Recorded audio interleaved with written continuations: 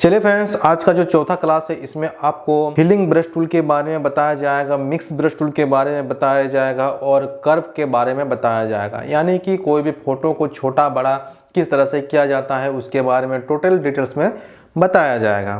दूसरा है दोस्तों कि आपके पास कोई इमेज है जिसमें बहुत सारा पिंपल है या फिर दाग धब्बा है, उसे आप किस तरह से रिमूव कर सकते हैं उसके बारे में इस क्लास में बताया जाएगा।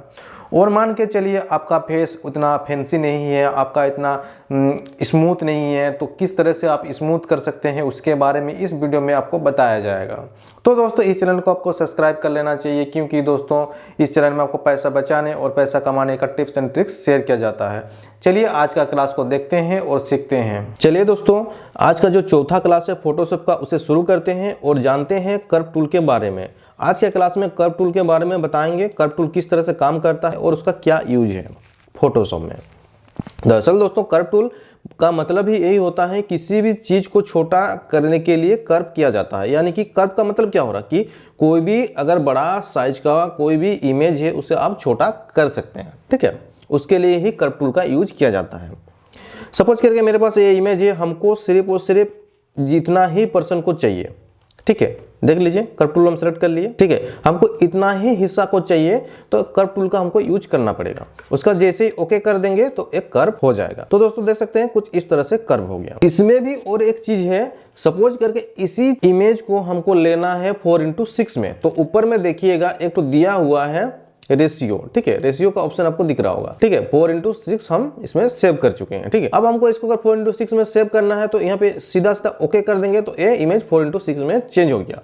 अब आपका जो A4 साइज था उससे एक घट के 4:6 जो छोटा इमेज साइज होता है, जो पासवर्ड साइज निकालते हैं, जिस पेज में पासवर्ड साइज जिस पेज में निकालते हैं वो फुल पेज का साइज बन गया, जो कि 4:6 होता है, ठीक है।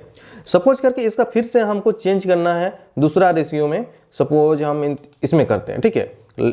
इसमें भी आप देख सकते हैं कितना हिस्सा में आप इसे ले सकते हैं। जितना बड़ा पेज है उस हिसाब से ही आप इसे कर्व कर सकते हैं, जो आप ऊपर में आप सेलेक्ट करेंगे। अगर यहाँ पे क्लियर कर देंगे तो फिर आप कोई भी चीज को जितना बड़ा चाहे उतना बड़ा आप सेलेक्ट कर सकते हैं। अगर यहाँ पे कोई सेलेक्ट कर देते हैं, कोई भी रेशियो को आप सेलेक्ट कर देते हैं, फिर उसी के हिसाब से यहाँ पे कर्व दिखाएगा, ठीक है। अगर यहाँ पे आप क्लियर कर देंगे तो फिर आप कोई भी हिस्सा को कितना भी छोटा बड़ा कर सकते हैं, ठीक है। कर्व टूल में और एक चीज है, सपोज करके मेरा यहाँ हम 4:6 ले रहे हैं, ठीक है। आप यहाँ पे गौर कर रहे हैं कि जैसे हम 4:5 ले रहे हैं तो क्या हो रहा है कि इसमें मेरा ऊपर का हिस्सा भी कट रहा है, नीचे का हिस्सा भी कट रहा है। तो कर्व टूल में तो आप पूरा हिस्सा को नहीं ले पा रहे, साइज भी आप रिचेंज नहीं कर पा रहे। साइज अगर रिचेंज करना है, यानी कि जो इसका साइज है इसको हमको कन्वर्ट करना है 4:5 में, और मेरा ऊपर और नीचे का हिस्सा नहीं कटना चाहिए, उसके लिए दूसरा ऑप्शन है, उसके बारे में भी हम बताएंगे जब ऊपर का फाइल, इमेज और लेयर सबके बारे में जब हम बताएंगे पूरा डिटेल्स से, उस समय आपको वो समझ में आएगा किस तरह से आप जो ऊपर नीचे कट रहा कर्व टूल से वो नहीं कटेगा। और प्रॉपर साइज जिसमें आप डालना चाहें, जिसमें आप प्रिंट आउट लेना चाहते हैं, आप आराम से प्रिंट आउट ले सकते, ठीक है। तो इसको फिर से कैंसिल करते हैं। अब कर्व टूल में भी 4 ऑप्शन होता है। अब दूसरा ऑप्शन में जाते हैं और देखते हैं। जैसे इसमें राइट क्लिक करते हैं, यहाँ पे देख सकते हैं कर्व टूल का दूसरा ऑप्शन है, उसको हम सेलेक्ट कर लेते हैं। इसमें क्या काम करता है हम वो भी दिखाते हैं।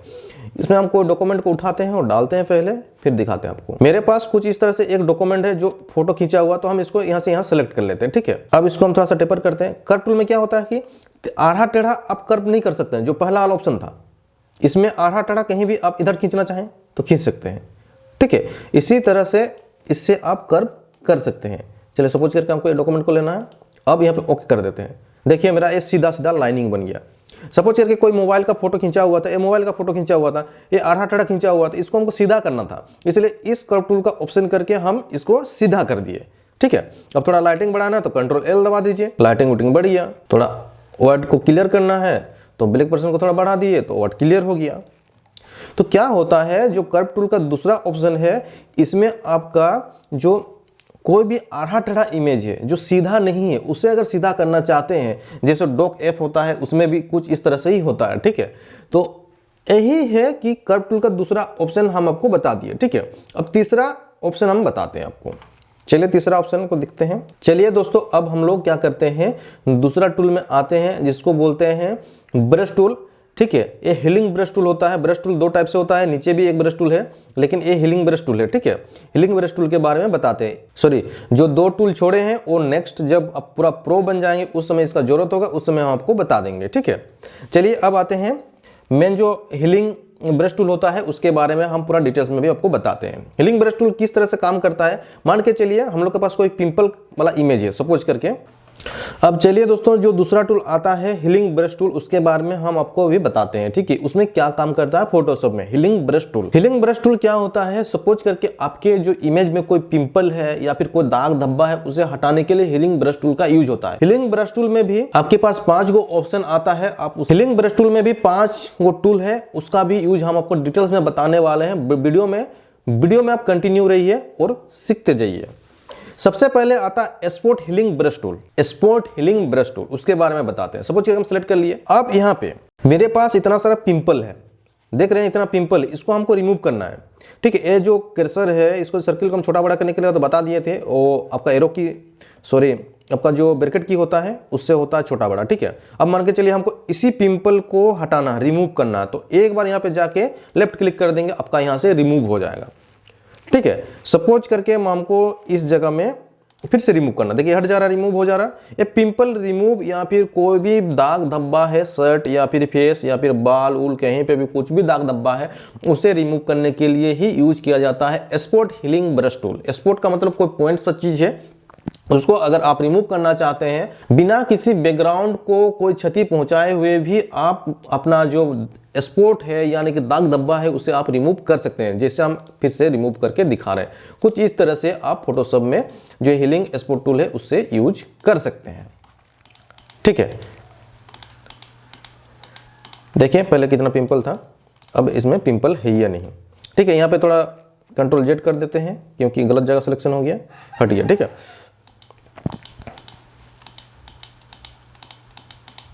ठीक, पिंपल को रिमूव कर रहे हैं पूरा। इस तरह से पिंपल रिमूव होते जाता है, किससे, आपका हीलिंग ब्रश टूल से। देखिए पहले कैसा था अब कैसा है। सपोज करके फिर से हम आपको दिखाते हैं, पहले वाला इमेज डॉक्यूमेंट उसे आप बहुत ही सुंदर कर सकते हैं, ठीक है। जो गंदा वगैरह था उसे आप यह कर सकते हैं, ठीक है। अब नेक्स्ट आते हैं हीलिंग ब्रश टूल के अंदर ही हीलिंग ब्रश टूल है, सिर्फ और सिर्फ हीलिंग, इसमें स्पॉट वगैरह नहीं है, ठीक है। इसमें क्या होता है, सपोज इसमें हम कुछ क्लिक कर रहे हैं तो इसमें क्या हो रहा है, क्लिक ALT क्लिक और डिफाइन कीजिए, मतलब ALT दबाइए और उसका डिफाइन कीजिए कि कौन सा एरिया आप लेना चाहते हैं। सपोज करके हम यहाँ पे ओके कर देते हैं, जूम करते हैं, मान के चलिए यहाँ पे बहुत ही दाग धब्बा है और यहाँ पे बहुत साफ सुथरा है, ठीक है। अगर इसी जगह को आपको सेलेक्ट पहले करना पड़ेगा तो क्या करना, ALT दबाने के बाद देखिएगा ये लोगो चेंज हो गया। अब क्या करेगा, अब जैसे यहाँ पे हम ओके दबा देंगे, मतलब लेफ्ट की दबा देंगे तो इस एरिया को ये सेलेक्ट कर देगा। उसके बाद कहीं भी लाके जब हम ओके करेंगे, देखिए इस जगह, अब गौर कर रहे हैं, उसी जगह का जिस तरह का कलर रहेगा, जिस जगह से आप कलर को उठाए हैं उसी जगह का कलर को वो पेस्टिंग दूसरा जगह करते जाएगा। ये देखिए, देख रहे हैं कुछ इस तरह से ये पेस्टिंग। देखिए यहाँ पे जैसे दबा रहे हैं, देखिए यहाँ पे इस जगह में जो आइकन है प्लस, जहां से हम लिए हुए थे कलर उसी जगह का कलर को पिकअप कर रहा है, ऊपर डाल रहा, पिकअप कर डाल रहा, मतलब एक जगह का कलर दूसरा जगह में वो क्या कर रहा, डालते जा रहा। एक जगह का कलर को उठा रहा, दूसरा जगह में कलर डाल दे रहा, ठीक है। देखिए हम क्योंकि वहां सेलेक्ट किए हुए हैं कलर ऑलरेडी, देखिए यहाँ से कलर उठाए थे, दूसरा जगह तो क्लिक नहीं कर रहा, जहां से कलर उठाए थे वहीं का कलर को ये सेम टू सेम पिकअप करके वहां पे पेस्ट करते जा रहा, ठीक है। कॉपी पेस्ट करते जा रहा। देखिए ये हो गया आपका हीलिंग ब्रश टूल, ठीक है। कंट्रोल जेड करते जा रहे हैं, इसको हटाते हैं, न्यू इमेज लेते हैं। लेयर के बारे में बताया नहीं, लेयर के बारे में बताएंगे बहुत जल्द, जब टूल बार खत्म हो जाएगा तो लेयर के बारे में बता देंगे आपको, ठीक है। हीलिंग ब्रश टूल के अंदर ही पेज टूल का क्या काम है हम आपको भी दिखाते हैं, ठीक है। सपोज करके हम कोई डॉक्यूमेंट को उठाते हैं, पहले के अंदर ही और एक टूल होता है जिसका नाम है पेज टूल, ठीक है। पेज टूल आप जे से सेलेक्ट कर सकते हैं और इसका शॉर्टकट भी पूरा हीलिंग ब्रश टूल का जे ही होता है, ठीक है। और बोलिएगा आप अगर जे ही होता है तो अलग अलग हम कैसे सेलेक्ट कर सकते हैं, अलग अलग आप नहीं सेलेक्ट कर सकते हैं। जो लास्ट में जिस टूल में आप वर्क किए होंगे अगर जे दबा देंगे तो ऑटोमेटिक उसी टूल को सेलेक्ट करेगा, ठीक है। सपोज करके हमको भी पेज टूल लेना है, पेज टूल ले लिए, पेज टूल का लोगो आप देख सकते हैं कुछ इस तरह से शो कर रहा। अब हमको जिस हिस्सा को कटिंग करके दूसरा जगह लेके जाना है, सपोज करके हमको इस हिस्सा को हटाना है यहाँ से, ठीक है, इस हिस्सा को हटाना है। ये जो मार्डी लिखा हुआ है इस हिस्सा को हटाना है हमको, दूसरा जगह यहाँ पे पूरा कलर को दूसरा कलर को पेस्ट करना है। सपोज करके हम यहाँ से माउस का राइट क्लिक करते हैं और ड्रैग एंड ड्रॉप कर देते हैं। जिस एरिया में हम लेके जाके छोड़ेंगे उस एरिया को वहाँ से पिकअप करके जहाँ पे नाम था मार्डी वहाँ पे हट जाएगा। देखिए ये आसानी से हट गया, अब समझ में आ गया। अब इसी मान के चलिए यहीं पे घानीराम को लाके हम पेस्ट करना चाहते हैं सपोज करके, ठीक है। तो यहाँ से पेस्ट टूल कर सेलेक्ट कर लिया, ठीक है। अब हम क्या करें, LT दबा देंगे। अब क्या होगा, फिर से मान के चलिए घानीराम को हटाना है हमको, उसे मार्डी को हटाए थे। तो क्या करना है, इसको लेके आप यहाँ पे देखिएगा ये व्हाइट कलर था, आपको व्हाइट कलर में लेके छोड़ना है। दूसरा कलर लाके छोड़ दीजिएगा तो आपका डॉक्यूमेंट में अच्छा नहीं दिखेगा, ठीक है। हट गया, पता चला कि इस जगह में कोई नाम या फिर कुछ लिखा हुआ चीज़ था बोल के। तो क्या होता है, पेज टूल में आप उसमें जो कुछ भी रहेगा उस चीज़ को, अगर कोई वर्ड वगैरह, कोई कलर वगैरह, धब्बा वगैरह कुछ रहेगा, उसे आप हटा के आसानी से दूसरा जगह जाकर पेस्ट कर सकते हैं और वहाँ पे नहीं पता चलेगा कि भाई इस जगह से कुछ उठाया गया है बोल के। सपोज करके इसी इमेज में हम सेलेक्ट करते हैं, ठीक है। अब मान के चलिए इस जगह में ये आपका रेड डॉट है, ठीक है, एक पिंपल है, इसको भी हम रिमूव करना चाहते हैं। देखिए इस जगह में लाकर छोड़ दे रहे हैं तो इस जगह का देखिए कलर को आप वो पिकअप कर ले रहा, तो क्या हो गया, यहाँ से वो पिंपल हट गया, ठीक है। सपोज करके हम इसको भी हटाना चाहेंगे तो इस जगह से भी हट गया। तो इस तरह से क्या होता है, कहीं से भी कोई भी डॉट या फिर नाम या फिर वर्ड किसी चीज को आप उठा के दूसरा जगह डाल देंगे तो पता नहीं चलेगा कि उस जगह में कुछ था पहले। पेज टूल का यही यूज है, ठीक है। क्योंकि दोस्तों अभी आपको फोटोशॉप में कुछ इनकम भी करना होगा, फोटोशॉप खोल के या फिर अपना स्टूडियो वगैरह खोल के आप आराम से थोड़ा बहुत इनकम कर सकते हैं, उस हिसाब से हम बता रहे हैं। जब पूरा क्लास बढ़ते जाएगा तो जितना भी छूटा हुआ चीज़ क्लास है ना वो सब बता देंगे, ठीक है। ब्रश टूल का क्या काम है हम आपको बताते हैं। मान के चलिए इसका हेयर है, इसको हमको काला करना है सपोज करके, ठीक है। तो यहाँ पे देखिएगा जो कलर सेलेक्ट होगा फोरग्राउंड में, तो इसको आपको सेलेक्ट कर लेना है। यहाँ पे जो कलर है उसको आपको यहाँ से कलर ले लेना है सपोज करके। कैसे कलर आया हम बता रहे हैं। इस जगह में आके हम क्लिक कर दिए तो यहाँ पे कलर आ गया। अब यहाँ से कोई भी कलर हम उठा सकते हैं। सपोज करके हम रेड कलर लेते हैं, ठीक है। अब हम इसके ऊपर छिड़कते हैं रेड कलर, तो देख सकते हैं ये रेड कलर आ जा रहा। तो ये ब्रश टूल का काम है, ठीक है। हो गया। पहले आपका कैसा था देख लीजिए, ऐसा था। अब जब हम ब्रश टूल यूज कर दिए तो ऐसा हो गया, ठीक है। अब हम इसको डिलीट करते हैं, फिर से Ctrl J बनाकर डुप्लीकेट बना लेते हैं। इसके बारे में बताएंगे जब आएगा टाइम ब्रश टूल का। और मान के चलिए अभी इसमें और एक चीज हम बताते हैं, ब्लैक कलर ले लेते हैं। चलो दोस्तों अब हम क्या करते हैं, ब्लैक कलर को लेते हैं, उसके बाद इसमें आईब्रो को कलर करते हैं। सपोज करके देखिए कलर हो रहा है। अगर इसमें हम थोड़ा सा ऑपोसिटी बढ़ा देते हैं, ऊपर में देखिएगा ऊपर लिखा ऑपोसिटी, इसमें अगर हम 10 कर देते हैं थोड़ा ज़्यादा काला होगा, देख सकते हैं थोड़ा ज़्यादा काला हो रहा है।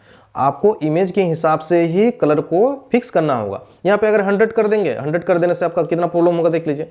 और जो इमेज के साथ मैच नहीं हो रहा, तो ऑपोसिटी उतना ही लेना है जिससे इमेज में जो आप कलर डाल रहे हैं वो मैच होना चाहिए। ऐसा नहीं कि पूरा ऑपोसिटी 100 रख देंगे तो आपका उतना मजा नहीं आएगा, ठीक है। देखिए किस तरह से लग रहा है। यहाँ पे 10 ऑपोसिटी देख के देखिए एकदम पूरा परफेक्ट इसमें कलर को एक्सेप्ट कर रहा है इमेज, पता नहीं चल रहा कि इसमें कलर किया गया है बोल के। इसीलिए दोस्तों उतना ही ऑपोसिटी को आपको सेव करना है जितना में आपका इमेज बर्दाश्त कर सके, ठीक है दोस्तों। तो दोस्तों इसमें भी और एक आता है मिक्स ब्रश टूल, जो जरूरी टूल होता है उसके बारे में हम बताते हैं। मिक्स ब्रश टूल क्या काम करता है, फेस को स्मूथ बनाने का काम करता है।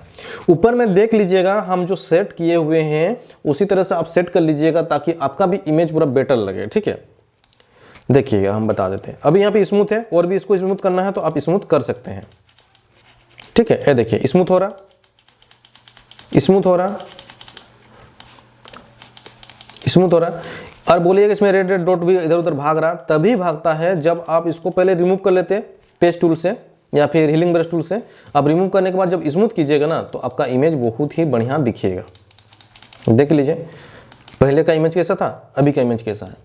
इसमें स्मूथनेस करने के लिए ही इस ब्रश टूल को यूज किया जाता है, मिक्स ब्रश टूल जिसका नाम है, ठीक है। तो दोस्तों इस क्लास में आपको थोड़ा भी कुछ समझ में आया है और सीखने मिला है तो मेरा चैनल को लाइक, सब्सक्राइब एंड शेयर करना मत भूलिए दोस्तों। और हो सके तो वीडियो को शेयर कीजिए ताकि कोई दोस्त भी सीख सके फोटोशॉप CC 2020। Thank you.